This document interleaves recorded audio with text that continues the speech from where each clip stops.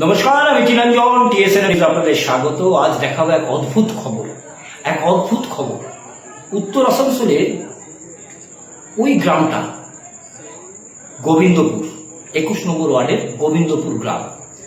গোবিন্দপুর গ্রামের ওই বাড়িটাতে ভাড়া ছিল এক যুবক, বলুন এক পড়ুয়া, যুবকও বলতে পারেন, পড়ুয়া বলতে পারেন। এবং বেসিক্যালি কি হয়েছে, ওই যে গ্রামটা আশেপাশে বিভিন্ন কলেজ থাকায় প্রচুর ছাত্রছাত্রী তারা ওখানে ভাড়া নিয়ে থাকে।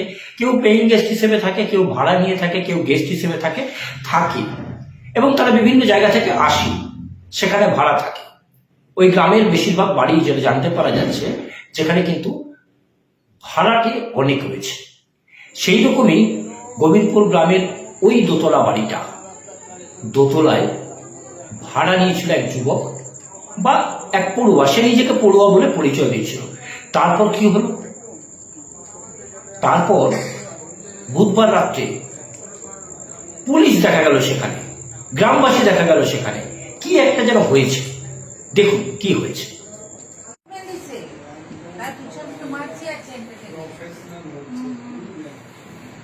মাকে দেখার আগেও কিন্তু আমাকে দেখতে পেয়েছে, কিন্তু আমার উপরে প্রথমে অ্যাটাক করিনি। ওর মার বাবাকে মারার জন্য অ্যাটাক করে, তাও বুঝতে পারছি। আমি এখানে বসে আছি, আমার দেখতে পেয়েছি, আমি ফোনে দাঁড়িয়ে আছি, মা তো চুপচাপ কথা শুনে। বাড়ির মালিক বা প্রতিবেশীদের সঙ্গে কথা বলে যেটা জানতে পারা যাচ্ছে যে একজন সেখানে বাড়ি ভাড়া নিয়েছিল এবং সে পড়ুয়া বলে বাড়ি ভাড়া নিয়েছিল। এবং সেই সময় সে বাড়িতে ছিল বেশ কয়েকদিন।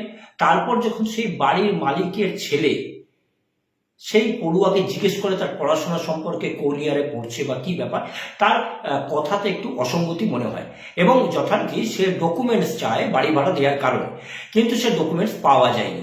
অর্থাৎ সেই ব্যক্তি বা সেই পড়ুয়া বা সেই যুবক সে ডকুমেন্টস দিতে চায়নি। এরকম বেশ কয়েকদিন আরও চলার পরে তাকে বাড়ি ছেড়ে দিতে বলা হয় এবং প্রথম অবস্থায় সে কিছুটা সময় নেয়, বাড়ি ছাড়তে চায় না। তারপর প্রতিবেশীদের নিয়ে তাকে বাড়ি ছাড়িয়ে দেওয়া হয় এবং ছাড়িয়ে দেওয়ার পর কি হলো শুনুন তাদের মুখে। আমাদের বিশেষ অনুষ্ঠান তুমি বলবে আমি শুনবো, এতে আমরা কিছু বলি না। বলবে সেই বাড়ির মালিক, বলবে সেই বাড়ির মহিলা, বলবেন প্রতিবেশী। এবং ঠিক কি হলো শুনুন তাদের মুখে। 20 দিন আগে একটা ছেলে স্টুডেন্ট বলেই ঢুকেছিল, যদিও স্টুডেন্ট নয়। যখন জানতে পেরেছি সে স্টুডেন্ট নয়, তখন তাকে ঘর থেকে বিতাড়িত করেছি যে তুমি ঘর ছেড়ে চলে যাও। তো সে বললো দেখছি খুঁজছি, তাহলে না তুমি চলে যাও। মদ ফদ খেত, অনেক খারাপ কাজ। দিয়ে যখন বিতাড়িত করে দিয়েছি, তারপরেও কালকে এসছিল, মানে বুঝতে এসছিল কিছু। হ্যাঁ, আমাদের আরেকজন যে বন্ধন ব্যাংকের স্টাফ আছে, ও দেখতে পেয়েছি বলে হয়তো কালকে জিনিসটাকে আঞ্জাম দেয়নি। আজকে হঠাৎ করে দরজা ছিটকিনি খুলে আমাকে, মাকে, বাবাকে গাছের ডাল দিয়ে অনেক মেরেছে। আমার গলার চেন নিয়ে চলে গেছে। হ্যাঁ, তারপরে যখন দরজা কোনো রকমের দুজনকে ধস্তাধস্তি করে দরজা বন্ধ করতে পেরেছি, তখন আরেকজন এসে করে আমাকে মেরেছে, কেন দরজা বন্ধ করছে বলে। তারপরে সে পালিয়ে গেছে কোনো রকমে। তখন পাশে বাড়ি যখন ডেকেছি, ও বেরিয়ে আসতে নিয়েছে, তখন ওকে বন্দুক দেখিয়েছে গুলি করে দেবো বলে। তারপরে ও ভয়ে ঘর ঢুকে গেছে, তখন স্যার তারা পালিয়ে গেছে। 3জন লোক ছিল। এবং এদের কি আপনারা চেনেন? একজনকে শুধু চিনি। কিভাবে চেনেন? ও ঘরে স্টুডেন্ট বলে ভাড়া ছিল। যখন 5 দিন পর আমি জানতে পেরেছি যে ও স্টুডেন্ট নয়, আমি 5 দিনের জন্য বাড়িতে ছিলাম না। বাবা এসে বললো যে, আমি যখন এলাম বাড়িতে, বাবা বলে একজন স্টুডেন্ট এসছে, যে কথা বলে। তখন কথা বলছি, ওর কথার কোনো সামঞ্জস্য নেই, মানে কোন ক্লাসে পড়ে, মানে কোন ইয়ারে পড়ে, কি সাবজেক্ট নেয়, ভুলভাল বকছে আর কি। তখন আমি বললাম, ভাই তুমি স্টুডেন্ট নও, মিথ্যা কথা বলছো, তো তুমি ঘর ছেড়ে চলে যাও, ঠিক আছে। তারপরে সে 2 দিন সময় দিয়েছে। তারপরে সে যখন যায়নি, তাকে বকে চোখে, হ্যাঁ, প্রতিবেশী দুজনকে নিয়ে বকে চোখে তাকে বার করে দিয়েছি। হ্যাঁ, তারপরে আজকে 20 দিন পর, গতকাল সে একবার এখানে তাকে দেখতে পেয়েছে আমাদের আরেকজন, ঘর থেকে বেরিয়ে যাচ্ছিল, বাগান থেকে বেরিয়ে যাচ্ছিল। তারপরে তো 24 ঘন্টার মধ্যে ব্যাপারটা অ্যাকশন হয়ে যায়, বুঝতে পারিনি। এই ঘটনাটা কখন ঘটেছে? এটা 9:30 লাগতে পারে। টোটাল যারা ছিল তাদের কি মুখ টুক বাঁধা ছিল না? হ্যাঁ, বাধা ছিল। তিনজনই ছিল এবং গাছের ডাল নিয়ে মেরেছে। হ্যাঁ, আমি ম্যাক্সিমাম টাইম আজকে 3জনেরই মুখ বাঁধা ছিল। আমাদেরই কোথা থেকে নিয়ে হেঁটে এসেছিল কি মনে হয়?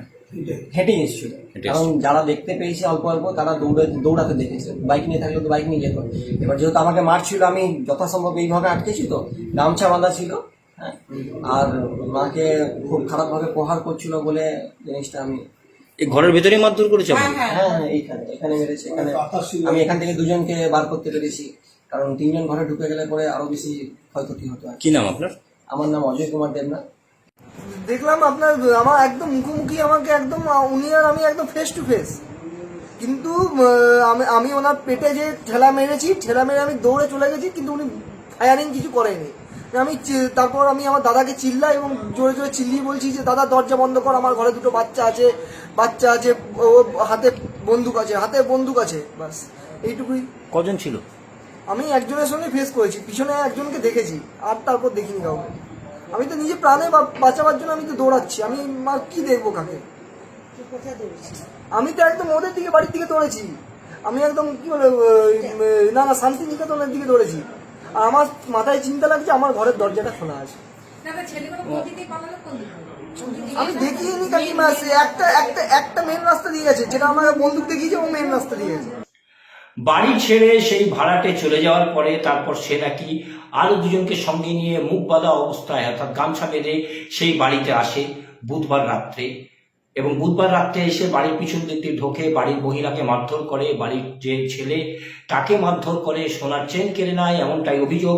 এবং প্রতিবেশী যখন তাকে আটকাতে আসে তখন নাকি তাদের মধ্যে একজন বন্দুক ঠেকিয়ে ভয় দেখিয়ে পালায় এবং ছুটতে পালায়, এরকমই তাদের বক্তব্য। ঘটনা তদন্ত করছে আসানসোল উত্তর থানার পুলিশ সেখানে পৌঁছেছে খবর পাওয়া মাত্রই, এবং তারা তদন্ত শুরু করে সবকিছু লিখিত বয়ান বাড়ির মালিকদের কাছে নিয়েছে। খোঁজ চলছে কিভাবে ঘটনা ঘটলো, কারা এই ঘটনা ঘটালো। কিন্তু এলাকাবাসীর যেটা কথা, সেই এলাকায় যথেষ্টই অন্ধকার, আলোর অভাব রয়েছে। এবং তারপর যখন এত ভাড়াটে থাকে এবং প্রচুর মোটরবাইক সন্ধ্যের পর থেকে সেখানে থাকে, অর্থাৎ কিছু কিছু বাড়িতে কিন্তু সিসিটিভি লাগানো খুব জরুরি। তাতেও কিন্তু ক্রাইম হলে পরেও সেই ক্রাইমটা কিছুটা জানতে পারা যায়, পুলিশেরও খুঁজতে সুবিধা হয়, সাধারণ মানুষও জানতে পারে এবং বাঁচতে পারে। তার সঙ্গে একটা জিনিস মাথায় রাখা দরকার যে উইদাউট এভিডেন্স কাউকে বাড়ি ভাড়া দেবেন না। কেন? ঘটনা ঘটার পরে কিন্তু তার খোঁজ পাওয়া খুব কঠিন হয়ে পড়ে। প্রশাসনের পক্ষ থেকে কথা বলা হয়, আমরাও কথা বলছি, এবং বাড়ি ভাড়া দেওয়ার সময় তার যে ডকুমেন্টস সেটা থানাতে একবার ভেরিফিকেশন করিয়ে নেওয়া জরুরি দরকার, আপনার স্বার্থের জন্য, আপনার সুবিধার জন্য, এবং এলাকাকে নিরাপত্তার মধ্যে রাখার জন্য, সাধারণ মানুষ যাতে অসুবিধে না পড়ে। যে ঘটনা আজ ঘটেছে পরবর্তী সময় যেন না ঘটে। হতেও তো পারতো বড় কোনো ক্রাইম হয়ে যেত, হতেও পারতো বড় কোনো ঘটনা ঘটে যেত। তখন যদিও আসানসোল উত্তর থানার পুলিশ ঘটনাস্থলে পৌঁছে তদন্ত শুরু করেছে এবং তৎপর হয়ে খবর পাওয়া মাত্রই সেখানে পৌঁছেছে। এলাকার ছেলেরা, এলাকার যারা রয়েছে তারাও সেখানে পৌঁছেছে, সকলে মিলেই চেষ্টা করছে এবং এই ঘটনা যেন আর না ঘটে তারও কিন্তু চিন্তা ভাবনা করা হচ্ছে।